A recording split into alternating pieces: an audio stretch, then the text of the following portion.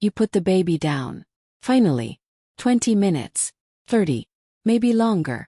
And the absolute second you think it's safe, that little body jolts. An arm flings out. A leg kicks at nothing. And your heart stops. Your first thought is, did I do something wrong? Your second thought is, should I pick them up? Most parents do. They rush in. They scoop up the baby. They spend the next hour starting the whole process over again. And they never find out what they just interrupted. 'Cause that jolt has a name. And what it's telling you about your baby's brain is something most pediatricians don't even bring up at well visits. Here's what parents almost always assume. The baby was scared. Something startled them, a sound, a shadow, the feeling of being set down. The body reacted. Classic. Except there's a problem with that explanation. Startle responses are whole body events. Both arms. Both legs. Symmetric. Sudden. They happen at the edge of sleep. When the baby is drifting, not deep under. What you're seeing at 2 a.m. is different. One finger. One arm. A single leg kicking once and going still. Isolated. Asymmetric. And it's happening in the middle of sleep. Not at the boundary. That's not a startle reflex. That's something the brain is doing on purpose. In 2015, researchers at the University of Iowa published findings that changed how neuroscientists think about infant sleep. They were tracking electrical activity in developing motor pathways. The neural circuits that will eventually let your child reach, grab, walk, and throw a ball. What they found was unexpected. During active sleep, the stage infants spend nearly half their total sleep time in.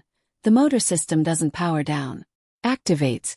Those isolated twitches aren't glitches.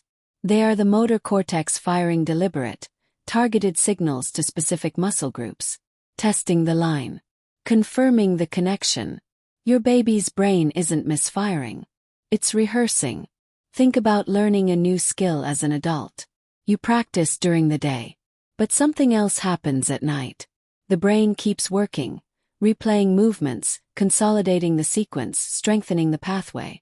Surgeons who sleep well between training sessions show faster skill acquisition than those who don't. Musicians, athletes, typists. The data is consistent across every motor skill studied. Sleep isn't recovery from learning. Sleep is learning. Your baby is doing the exact same thing.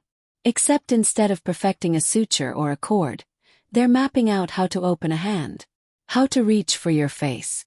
How to someday pull themselves up on the edge of a couch. And they're doing it at night. In the crib. With the little twitches you've been rushing in to stop. Now here's where this gets harder to hear. Researchers studying infant motor development at University College London looked at what happens when active sleep, and specifically the twitching that comes with it, gets repeatedly interrupted. The babies whose sleep was disrupted during those active windows were slower to reach fine motor milestones. Slower to develop the pincer grasp. Slower to coordinate two-handed movements. Not dramatically, not alarmingly, but measurably, consistently, replicated across multiple studies. When you rush in at the first twitch, you are not rescuing your baby from discomfort. You are pulling them out of a training session their brain scheduled without asking you. Standing at the door and waiting, watching, is not the passive choice. It is the correct choice. The one the neuroscience supports. Now, one thing you need to know, because not every twitch is the same. Healthy sleep twitches are brief. They affect one limb at a time. They stop on their own. They don't follow a pattern.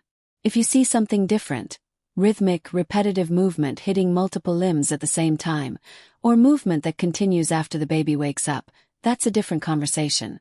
The American Academy of Pediatrics is clear that any twitching that looks rhythmic, sustained, or bilateral is worth a call to your pediatrician. Not because it's certainly something, but because early attention always changes outcomes. If what you're seeing is isolated, random, brief, the science is entirely on your side. Your baby is fine. Your baby is working. So the next time you're standing over that crib at midnight and that little arm flies up out of nowhere, don't panic. Don't grab them. What you're watching is a synapse being tested, a motor map being drawn, a brain that is using the only quiet hours it gets to build the circuitry your child will use for the rest of their life. That twitch is not a problem. That twitches the work. If this reframed something you've been anxious about, subscribe. Every video goes this deep into the science behind what your baby is actually doing. And leave a comment. What did you think the first time you saw it happen? Because I want to know what went through your mind in that moment. And if you've ever noticed your baby completely freeze when they hear a familiar song, not calm, not soothed, but genuinely still, like they're processing something, the neuroscience behind auditory memory in infants is one of the most fascinating things I've found. That's the next one.